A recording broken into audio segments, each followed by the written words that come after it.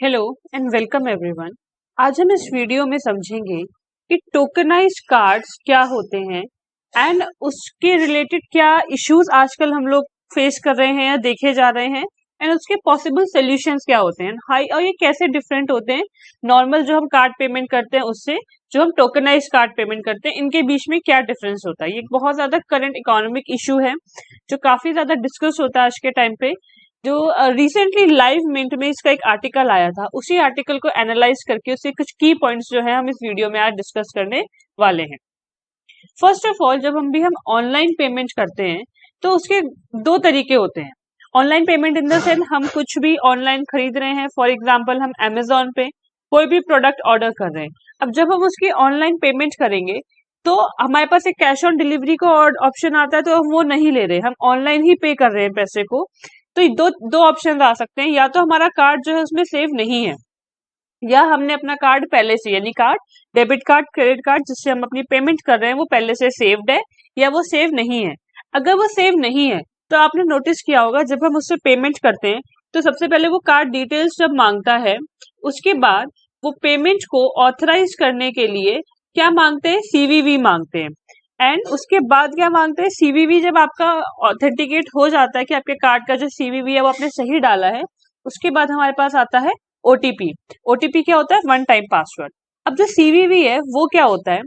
CVV का मतलब होता है कार्ड वेरिफिकेशन वैल्यू, यानी कि ये 3 या 4 डिजिट नंबर है जिसको हम यूज करते हैं वेरीफाई करने के लिए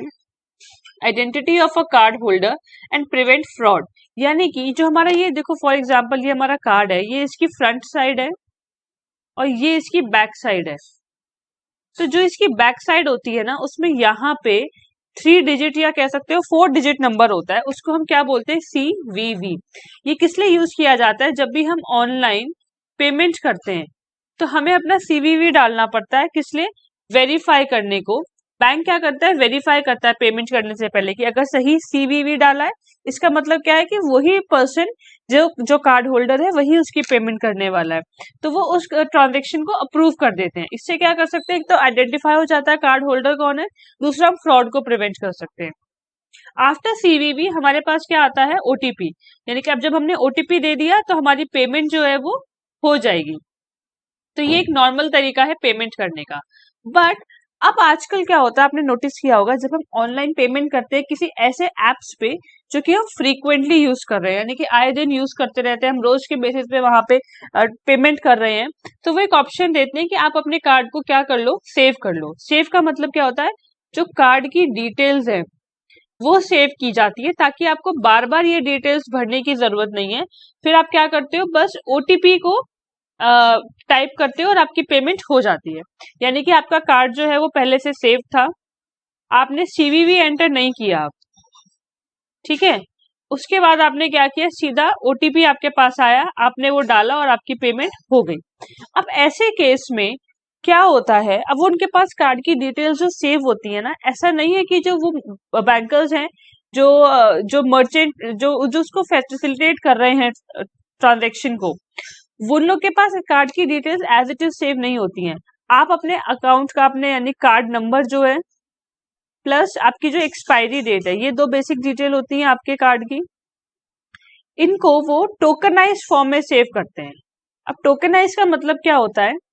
टोकनाइज कार्ड का मतलब ये होता है कि एक यूनिक कोड असाइन करना आपके कार्ड को। यानी कि फॉर एग्जांपल ये आपका कार्ड था, उसकी कुछ डिटेल्स थी, अब वो आपने सेव करी किसी भी ऐप के ऊपर, तो वो उन डिटेल्स को एज इट इज सेव नहीं करेंगे, उसको एनक्रिप्ट करेंगे किसी और फॉर्मेट में।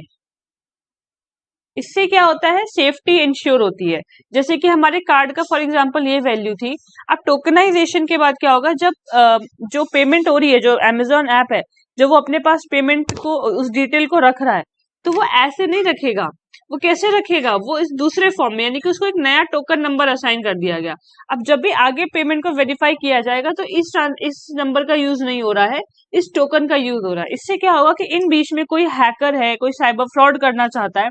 तो उसके पास ये वाला नंबर आएगा। इन केस अगर किसी ने हैक कर भी लिया, आपका ओरिजिनल नंबर जो है वो किसी के पास नहीं जाएगा। तो यानी कि आपका जो अकाउंट है वो सेफ हो गया। जो पब्लिक में आपका टोकनाइज नंबर जा रहा है, ओरिजिनल नंबर नहीं जा रहा है। तो यानी कि एक यूनिक कोड होता है जो कि हर कार्ड को दिया जाता है, और यही वो इन्फॉर्मेशन है जो कि वो सेव करता है जिस पे ऐप पे आप पेमेंट कर रहे हो। ओरिजिनल नंबर सेव नहीं होता है, यानी कि इंस्टेड ऑफ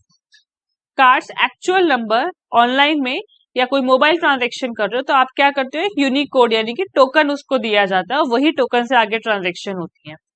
और ये टोकन कौन देता है, जो कार्ड इशूइंग कंपनी है, यानी कि जो कंपनी कार्ड इशू कर रही है वही ये टोकन बना के देता है। और मर्चेंट जो है, यानी कि जिसके पास हमारी पेमेंट हो रही है, वो इसे अपने पास स्टोर करके रखता है। तो यानी कि एक सेफ्टी फीचर है।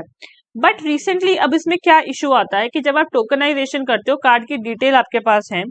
आपके पास यानी कि टोकन फॉर्म में कार्ड की डिटेल है, तो सीवीवी की जरूरत नहीं होती, सीधा ओटीपी जो है उससे पेमेंट हो जाती है। अब अगर हम देखें तो जो हमारा ओटीपी है, जो हमारा, अगर हम इसकी प्रोसेस को पहले समझते हैं कि अब ये होता कैसे है, जो पूरी पेमेंट है इसका प्रोसेस क्या चलता है। इसमें अगर फॉर एग्जांपल हम मान के चले कि कार्ड होल्डर यानी कि जो पर्सन पे कर रहा है उसको हम सी ले लेते हैं, मर्चेंट जिसको पेमेंट जा रही है वो एम है, एंड कार्ड नेटवर्क यानी कि वो मीडियम जिसके थ्रू हम पेमेंट कर रहे हैं उसको हम एन बोलते हैं। तो इसका प्रोसीजर क्या होता है, सबसे पहले सी यानी कि हम जो पेमेंट कर रहे हैं वो एक पेमेंट को इनिशिएट करेंगे ऑनलाइन मर्चेंट के पास, यानी कि जब मैं कुछ खरीद रही हूँ तो मैं कस्टमर हूँ, और जब मैं कहाँ से खरीद रही हूँ, अमेजोन से, तो वो एम हो गया। मेरे को वहां पे एक पेमेंट करनी है तो मैंने ये पेमेंट इनिशिएट करी, यानी कि एक रिक्वेस्ट करी कि अब मुझे ये पेमेंट करनी है। अब जो एम है वो क्या करेगा, जो बैंक है, एक्वायरिंग बैंक, उसको एक टोकनाइज नंबर से, यानी कि इसके पास मेरे कार्ड की डिटेल पहले से है, पर ये मेरे कार्ड की डिटेल्स आगे नहीं भेजेगा, ये वो टोकनाइज नंबर भेजेगा, ठीक है, अलॉन्ग विथ सीवीवी, जिसके जो कि टोकनाइज नहीं हो सकता। किसको भेजेगा, एन को, यानी कि जो मीडियम है जो पेमेंट करेगा उसको। अब ये जो एन है ये क्या करता है, ये जो कस्टमर है इसके बैंक को डिटेल्स भेज देता है, यानी कि उनके पास डिटेल आई, मर्चेंट के पास एक टोकन नंबर आया, एन के पास एक टोकन नंबर आया, वो टोकन नंबर जो है वो कस्टमर के बैंक को भेज दिया जाता है। अब कस्टमर के बैंक को तो पता है कि ये टोकन नंबर कौन से अकाउंट का है, तो अब वो क्या करता है, उस ट्रांजेक्शन को वैलिडेट करता है, कैसे, एक ओटीपी के थ्रू, और ये पेमेंट हो जाती है। तो ये एक प्रॉपर प्रोसेस है, यानी कि सबसे पहले कस्टमर एक मर्चेंट बैंक के, ऑनलाइन मर्चेंट के पास पेमेंट करना चाहता है, तो वो अपनी उसको डिटेल देता है, डिटेल उसके पास पहले से ही है, तो डिटेल को पहले से कैसे है, टोकन नंबर के फॉर्म में, तो अब वो टोकन नंबर दे रहा है एन को, यानी कि जिसने पेमेंट, यानी कि पूरा मीडियम है जो उसको ट्रांजेक्शन को करवाएगा। अब वो एन जो है वो कस्टमर के बैंक के पास से टोकन नंबर भेजता है, वो बैंक वेरीफाई करता है इस टोकन नंबर को विद द ओटीपी, और ये ट्रांजेक्शन हो जाती है।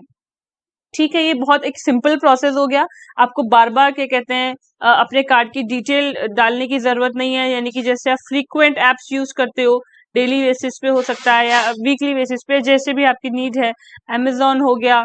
जोमेटो हो गया, तो ये आपको हेल्प करता है कि आपको बार बार डिटेल डालने की जरूरत नहीं है, आप बस अपना क्या करो, ओटीपी दो और आपकी पेमेंट हो जाएगी, आपको पूरी पूरी डिटेल बार बार डालने की जरूरत नहीं है। तो वो एक सिक्योरिटी दे रहे हैं आपको, हम आपका डेटा भी सेव कर रहे हैं बट एनक्रिप्टेड फॉर्म में सेव कर रहे हैं, एज इट इज नहीं। अब इसके बाद प्रॉब्लम कहाँ आती है, ये तो एक बहुत सिंपल सिक्योर मेथड हो गया, हमें समझ आ गया, बट अब प्रॉब्लम यहाँ पे ये आ रही है कि अब जब हम पेमेंट करते हैं, यानी कि जो नेटवर्क्स हैं, कार्ड नेटवर्क्स हैं, यानी कि जो पेमेंट को फैसिलिटेट करते हैं, प्रीवियस वीडियो में जो हमने देखा एन जो थे, अब उन्होंने ये एक इशू इसके साथ आ रहा है कि अब वो बोलते हैं हमें सीवीवी की जरूरत नहीं है, सीवीवी इज नॉट मैंडेटरी उनकी ट्रांजेक्शन करने के लिए, यानी कि अगर आप सीवीवी गलत भी डाल दोगे तब भी आपकी ट्रांजेक्शन हो जाएगी अगर ओटीपी सही डाल देते हैं तो अब ये एक बहुत मेजर सिक्योरिटी इशू है कि हो सकता है कि हमारा जो वो है फोन है वो चोरी हो जाए, तब हम अपनी पेमेंट कैसे करेंगे, किसी ने हमारे फोन से पेमेंट कर दी आगे। अब सीवीवी, अगर इसमें हुआ क्या, इन्होंने एक एक्सपेरिमेंट किया, लाइव मिंट ने,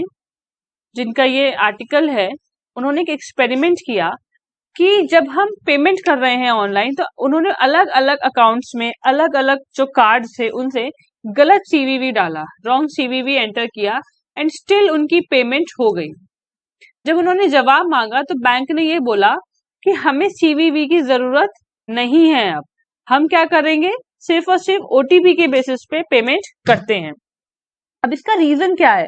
क्यों अब सीवीवी को वो कंसिडर नहीं करते, क्योंकि जो हमारा कार्ड नंबर है ना और जो एक्सपायरी डेट है ये एनक्रिप्ट किए जा सकते हैं, यानी कि इसको, इसके फॉर्म को चेंज किया जा सकता है। बट सीवीवी जो है वो इनक्रिप्ट नहीं होता। यानी कि अब उनके पास ये दिक्कत है कि ये सीवीवी की इन्फॉर्मेशन तो एज इट इज सेव होती है, अब इसको एज इट इज सेव करने में सिक्योरिटी इश्यूज हैं, तो इन्होंने इस स्टेप को ऑल टुगेदर एलिमिनेट कर दिया और बोला कि हम सिर्फ और सिर्फ ओटीपी से पेमेंट कर लेंगे।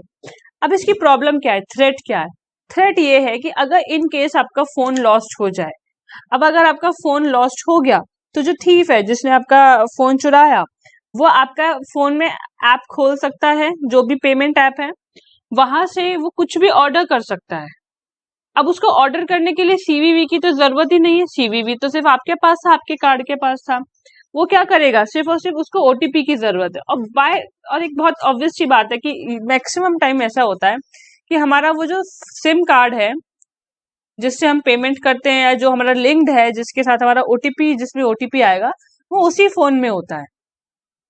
तो आपके पास ओटीपी भी आ गया और आपकी पेमेंट भी हो गई, और उसके बाद आप क्या कर सकते हो, कुछ भी वहां से खरीद सकते हो। तो यानी कि एक बहुत ही रिस्की है, किसी के भी पास अगर आपके फोन का एक्सेस है तो आपके फोन से पेमेंट कर सकता है विदाउट सीवीवी, यानी कि उसको सीवीवी की जरूरत ही नहीं है अब। तो ये स्टेप जो है ये ऑल टुगेदर जो एलिमिनेट कर दिया गया है, ये एक थ्रेट पोज करता है to the security regarding payments. अब क्या इसमें कोई सोल्यूशन है जो निकल के आ सकता है? देखो, गाइडलाइंस के अकॉर्डिंग तो सीवीवी की जरूरत नहीं है उनके पेमेंट के लिए, तो हम अपने एंड पे क्या कर सकते हैं, इसमें बायोमेट्रिक ऑथेंटिकेशन कर सकते हो। यानी कि जो हमारा फिंगरप्रिंट लॉक होता है, हम अपने फोन में, हम अपने ऐप में उसमें एक फीचर डाल दें कि पेमेंट करने से पहले आपको बायोमेट्रिक ऑथेंटिकेशन यानी कि फिंगरप्रिंट उसमें लगाना जरूरी है, वरना पेमेंट आगे इनिशिएट ही नहीं होगी। या उस ऐप में लॉक लगा दें, कोई भी पैटर्न लॉक होता है या फिंगरप्रिंट लॉक ही है, प्रिंट लॉक है,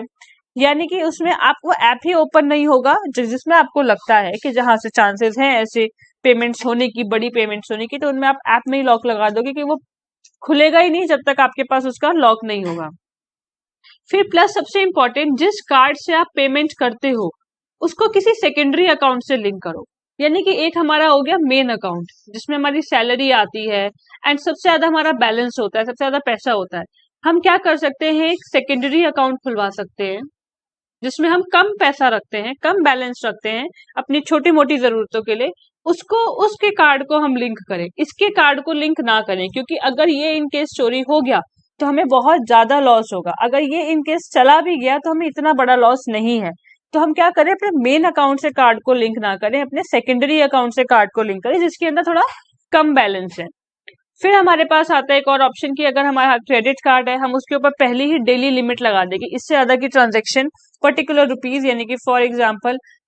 1000 रुपीज की ट्रांजेक्शन एक दिन में नहीं हो सकती, हम कह लें 10,000 रुपीज की, अगर उससे ज्यादा किसी ने पेमेंट करने की कोशिश करी तो वो ट्रांजेक्शन डिक्लाइन हो जाएगी।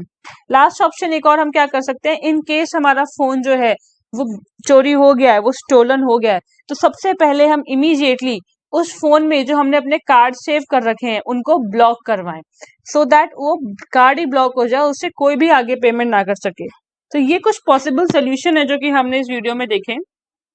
सबसे इंपॉर्टेंट पहला क्या था कि